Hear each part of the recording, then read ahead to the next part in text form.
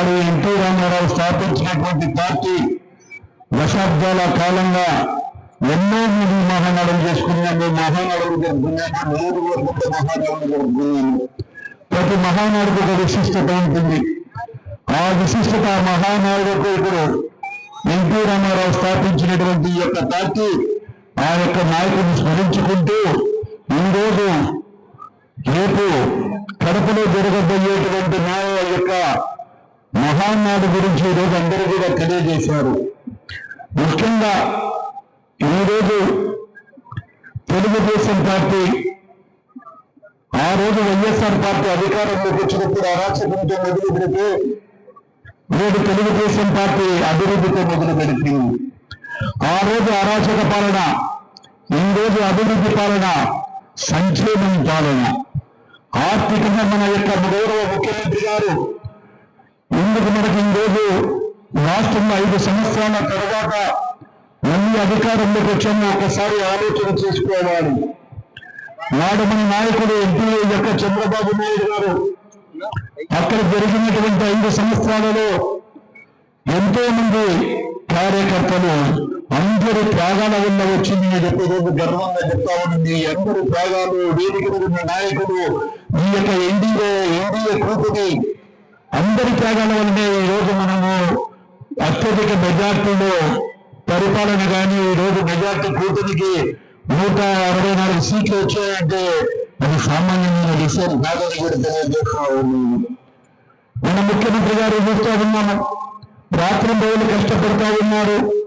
అదేవిధంగా రాష్ట్రంలో ఆ రోజు ఎప్పుడూ జరగనంత అది వయసు ఉన్నటువంటి నాయకుడు, అవినీతి లేని నాయకుడు, ఒక్క మచ్చ లేని నాయకుడిని ఆ రోజు నంద్యాల పట్టణంలో మన కళ్ళ ఎదురుగా తీసుకున్నప్పుడు గుండె నిబ్బరం చేసుకొని ఎంతో బాధపడి మేమందరం కూడా విషాదవదనంటే భయపడకండి, మీరు న్యాయం గెలుస్తుందని చెప్పిన నాయకుడు నాడు చంద్రబాబు నాయుడు గారు.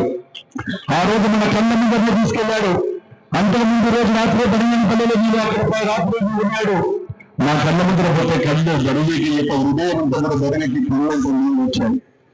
ఎందుకంటే ఆ వయసులో నాయకుడు తీసుకొని ఆ రాత్రి పెట్టిన హింస దాదాపుగా 12 గంటలకు ఇక్కడ ఉన్నటువంటి చాలా మంది నాయకులు ఉన్నాం. అక్కడే 12:30 నుంచే ఇబ్బందులు పెడతా ఉన్నారు. మంచి నిద్రలో ఉన్నాడని అలసిపోయి దయచేసి 5:30 గంటల వరకు ఉండంటే కూడా సమయం ఇవ్వకపోతే చాలా మందిని తిరగబడితే అప్పుడు 5:30 గంటలకు తీసుకోవాలని చెప్పారు. మమ్మల్ని అందరినీ కూడా తీసుకెళ్లి ఎక్కడో ఆత్మహత్య ఫారెస్ట్ పడేసి ఆయన తీసుకెళ్ళడం జరిగింది. ఎన్నో కష్టాలు.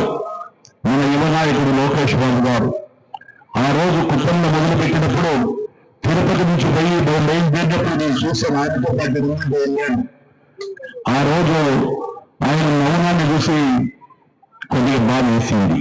ఎందుకంటే ఆ మౌనం వెనుక భయంకరమైనటువంటి ఒక భయముగా ఆందోళన, నాకు ఆందోళన చెందుతా ఉన్నాను.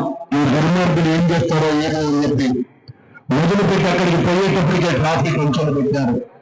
చెప్పాను, నేను కూడా అదే వెహికల్ ఉన్నాను. బాబు భయపడదు, ప్రాణాలు వింటూ ఉంటాను, మీతో పాటు నడుస్తాం, ఈ అడుగులు వేస్తాం, వెనక్కి తగ్గేదే ఉండదు, భయపడకండి అని చెప్పి ఆ రోజు మొదలుపెట్టిన ప్రయాణం అడుగులు వేసుకొని వస్తే 12 దాటేటప్పటికే అక్కడ నుంచి నాయకులు కట్ చేశారు.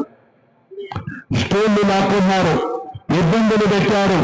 కార్యకర్తలు నానివ్వలేదు, రోడ్ల మీద మీటింగ్లు పెట్టలేదు.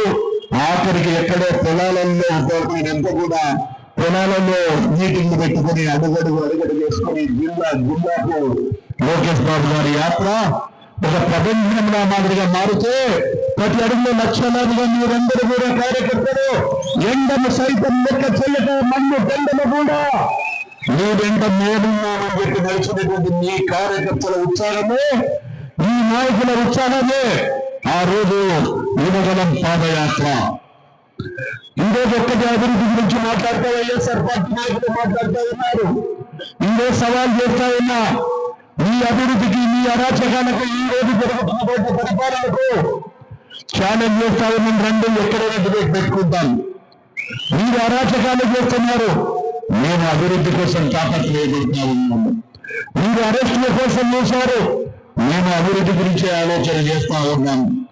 ఈరోజు రాజధాని లేని నగరం, నాడు రాజధానికి పొలాలు ఇచ్చినటువంటి యొక్క రైతులను ఎంత పోరాడించారో, ఎన్ని ఇబ్బందులు పెట్టారో మీకు అందరికీ తెలుసు. ఆ రైతులను కూడా ఆఖరికి దేవుళ్ళ దగ్గరికి వెళితే ఆడవారి నన్ను కూడా చూడకుండా ఆ రోజు హింసలు పెట్టిన పాపమే మీకు ఈ రోజు 151 స్థానాలకు 9 లాస్టుకు 5,011 మిగిలినాయని కూడా గొప్ప తెలియజేస్తా ఉన్నాను.